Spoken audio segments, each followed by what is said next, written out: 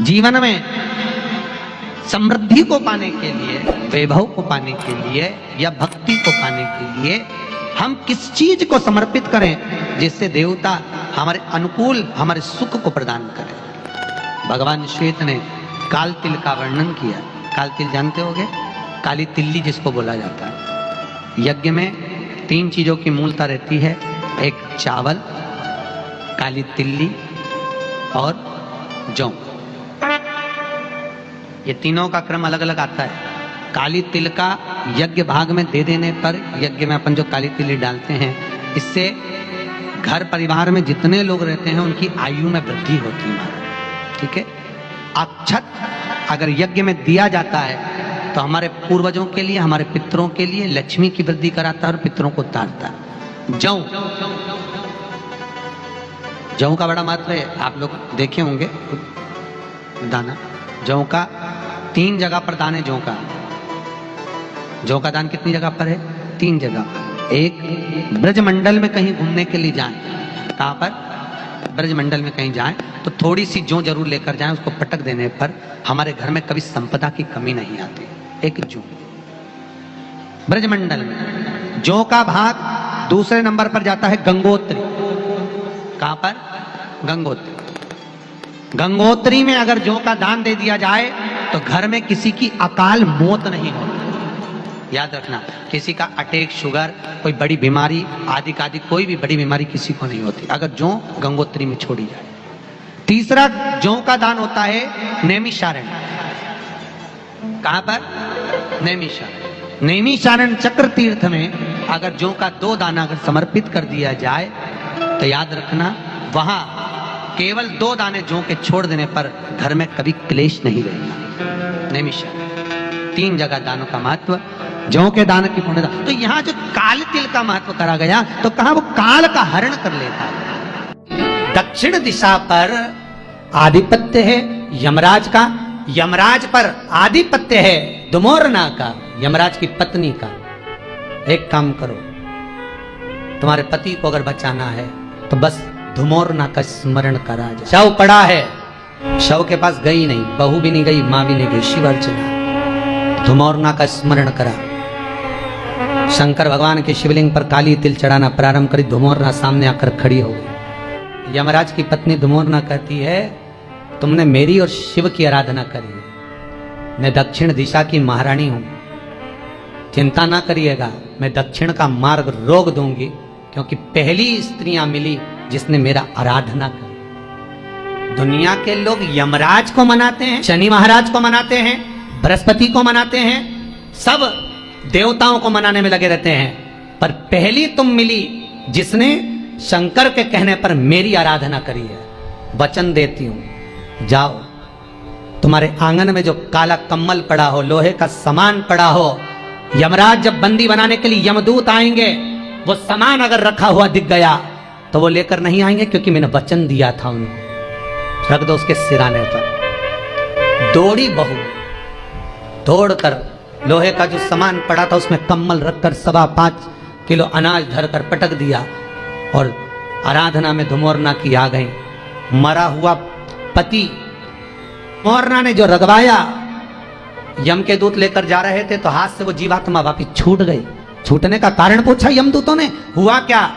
तभी एक यमदूत बोला, नीचे लोहे का पात्र और काला कम्मल और 5.25 किलो अन्न का भाग रखा है। अर्थात यहां पर धुमोरना देवी ने कहा था, अगर कोई यमदूत इसको देखकर भी उठाकर लाएगा तो उसके भी प्राणों को छोड़ना पड़ेगा। उन्होंने प्राण वापिस दे दिए। शंकर भगवान ने कहा, अगर मृत्यु लोक में आना है लेने के लिए तो मेरी आज्ञा के बिना नहीं आ सकते। रविवार, सोमवार, मंगल, बुध, गुरु, शुक्र और शनि, ये 7 जो वार रहते हैं, इन वार में प्राण जो छूटे हुए हैं, निवेदन है अपने द्वारा जो व्रत किया जाता है, उस व्रत जिस वार का होता है, ना जाने कब हमारे प्राण कौन से वार को छूटे, किसको मालूम है साहब। अपना कर्म खुद कर कर चलो, जिससे वो 3 दिन का सुख का भोग उस देवता के साथ हमको मिले। आप रूप अपना जीवन सवारते हुए चलो, वो जीवन का सुख होगा। मृत्यु को भी शिव की आराधना से जीता जा सकता। दिन पल घड़ी समय नक्षत्र सब शिव का दिया हुआ है, केवल शंकर का, शंकर के सिवाय किसी का नहीं। सबसे निवेदन किया था सूर्य देवता ने, पर शिव से निवेदन नहीं करा था। तब माघ महीने की सप्तमी के दिन जब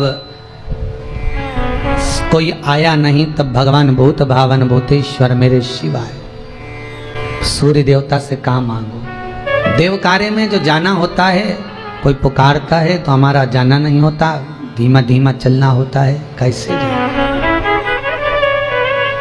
क्या चाहते हो? शंकर भगवान से सूर्य देवता ने कह दिया कोई ऐसी व्यवस्था हो जाए जिस पर मैं झट पुण्य करने वालों के करीब में पहुंच जाऊं। माघ महीने की शुक्ल पक्ष की सप्तमी तिथि एक ऐसी तिथि है कि शरीर पर फोड़े फुंसी हो जाते हों, या वो एक कौन सी बीमारी हो जाती जिसको लोग कहते हैं कि अब खाल निकलने लगती है शरीर में से, सोराइसिस क्या बोलते हैं उसको, शरीर में से जो फुकड़ी निकलने लगती है, खाल निकलने लगती है। चर्म रोग हो, शरीर में से कहीं पानी निकल रहा हो, कहीं फुंसियाँ हो रही हो, फोड़े पड़ रहे हों, कहीं दाग धब्बे पूरे शरीर पर हो रहे हों। महाराज माघ महीने की शुक्ल पक्ष की सप्तमी तिथि को भगवान शंकर सूर्य देवता को रथ पर बिठा रहे हैं पहली बार। सूर्य नारायण को जो रथ मिला था वो इसी दिन मिला था। जहां शिव पंचायत हो, कई लोग कहते हैं जहां कार्तिकेय जी हैं, गणेश जी हैं, पार्वती जी हैं, शंकर जी हैं, ये शिव पंचायत है। नहीं, शिव पंचायत में कार्तिक नहीं आते, सूर्य नारायण शिव पंचायत में आते हैं। पार्वती मैया, गणेश जी, मेरे भगवान नारायण, भगवान शिव, ये शिव पंचायत के अंतर्गत आते हैं। बहुत कम मंदिर होते हैं पृथ्वी पर जहां शिव पंचायत होती है, पर आपके नगर में, आपके गांव में, आपके क्षेत्र में कहीं शिव पंचायत मंदिर हो तो एक लोटा पानी, उसमें शमी वृक्ष को फिर जान लो, कई लोग कहीं शमी के पत्ते का फोटो है ना, शमी के जो पत्ते हैं, इसके जो पत्ते होते हैं शमी के पौधे के, तो ये शमी के 21, 11 या 31, आपको ज़्यादा प्रॉब्लम है तो 31 पौधे शमी के लेकर जल में डालकर नाम गोत्र का स्मरण करें। वैसे तो गीता में लिखा है कि जितने शमी के पत्ते डालें उतनी बार नाम और गोत्र बोलें, पर आप ज़्यादा बार भी ना बोल पाए तो अपना नाम गोत्र एक बार तो बोलें। शमी के पत्र का जल शंकर भगवान को समर्पित करें शिव पंचायत का दर्शन करते करते। एक पात्र रख लें, उस पात्र में उस जल को झेल लें, शमी के पत्ते आ जाएं तो आ जाएं, वो जल रख लें और उस जल को एक बोतल में भर लें। लगभग 15 दिन आप उस जल को जैसे शरीर पर तेल लगाते हैं उस तरह से पूरे शरीर पर मलना प्रारंभ कर दें महाराज। ज़्यादा से ज़्यादा 20 दिन, ज़्यादा से ज़्यादा 21 दिन या 1 महीना, इतने में शरीर ठीक होना प्रारंभ हो जाता है। माघ महीने की शुक्ल पक्ष की सप्तमी तिथि के दिन भगवान शंकर ने सूर्य देवता को रथ प्रदान करा था, उस पर बिठाया था।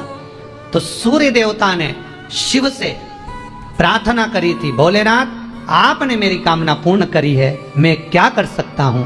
शंकर भगवान कहते हैं तुम मुझे कुछ देना चाहते हो? हाँ। शिव जी कहते हैं फिर तो ये रथ भी हम वापस ले लेते हैं। शंकर के पास में शिव केवल देता है, लेने की आकांक्षा शिव की नहीं होती कि हम मंदिर में लड्डू चढ़ाएंगे तब कामना पूरी होगी, मक्खन का भोग लगाएंगे तब कामना पूरी होगी, हम ये करेंगे 56 भोग लगाएंगे तब कामना पूरी होगी। ये शंकर के पास ये नहीं है। शिव आपसे कुछ नहीं मांग रहा, शंकर तो दिलाना जानता है। सूर्य देवता से कह दिया अगर देना चाहते हो तो जिस दिन आपको रथ पर बिठाया गया है उस दिन दान और पुण्य का दिन हो और काया की रोग से मुक्ति का दिन। यहां तक महाराज BP, sugar, blood pressure, sugar और कोई ये डायलिसिस, फाइलिसिस जो भी क्रम है, बाईपास, जितनी भी टेबलेट आपकी चल रही हो और उस टेबलेट से पीछा छुड़ाना है आपको कि आप हमको डॉक्टर के पास बार बार जाकर नहीं दिखाना, तो शंकर का स्मरण कर कर 108 शमी के पत्ते शंकर की पंचायत जहां लगी हो शंकर के शिवलिंग पर समर्पित करें। शमी के पत्ते 5 कमलगट्टे समर्पित कर दें और जल चढ़ाते जाएं। एक शमी का पत्ता जब चढ़ाएंगे तो फिर पानी चढ़ाना है, शमी का पत्ता चढ़ाएंगे फिर पानी चढ़ाना है। नाम और गोत्र का स्मरण कर कर चढ़ाइए, बाबा से विनती करिए और विनती कर कर शिव पंचायत की पूजन कर कर अपने घर पर आइए। जितनी भी बीमारियां हैं, रोग समाप्ति पर जाएंगे। आपको टेबलेट दवाई नहीं खाना पड़ेगी। बाबा से विनती करना है, बाबा को निवेदन करना है। आप एक एक तिथि का स्मरण, जहां शंकर ने दिया है, जहां शिव ने करुणा करी है, जहां शंकर कृपा करे। सूर्य नारायण भगवान हाथ जोड़ लिए बाबा विश्वनाथ शंभु शंकर के, त्रिकालदर्शी कैलाशी अविनाशी मेरे शिव के, भगवान शिव के नमन कर कर तभी उसी समय पर संज्ञा देवी आ गई सूर्य नारायण भगवान की धर्म पर। भगवान शिव से कहती हैं, मेरा निवेदन स्वीकार करिए। बोलो क्या निवेदन है? आपने मेरे पति को रथ प्रदान किया, आपसे केवल इतना मांगना चाहती हूं कि मेरे गर्भ से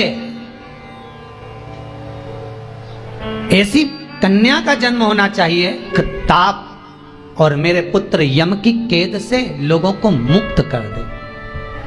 ठीक है, बाबा शंभू शंकर संज्ञा देवी को कहते हैं, आप चिंता ना करें, आपके गर्भ से जो कन्या उत्पन्न होगी,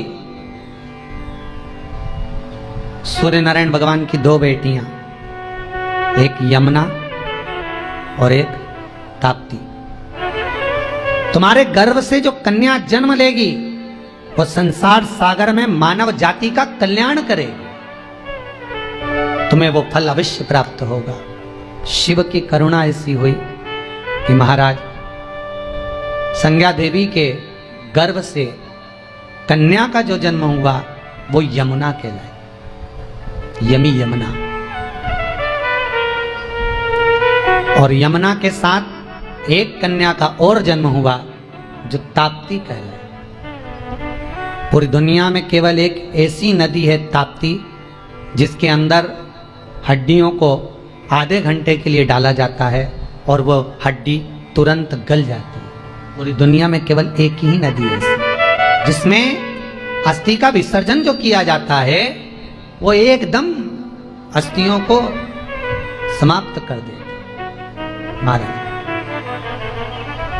तब यमुना भक्ति के प्रतिबिंब को आगे बढ़ाती है। यमुना यम की केस से अगर कोई छुड़ाने वाली है तो महारानी पटरानी यमुना जी नित्य प्रति स्मरण करने वाले को सुख का अनुभव कराएगी। शंकर कहते हैं, संज्ञा देवी तुम्हारे गर्भ से जो कन्या जन्म लेंगी वो जगत का कल्याण करने वाली होगी।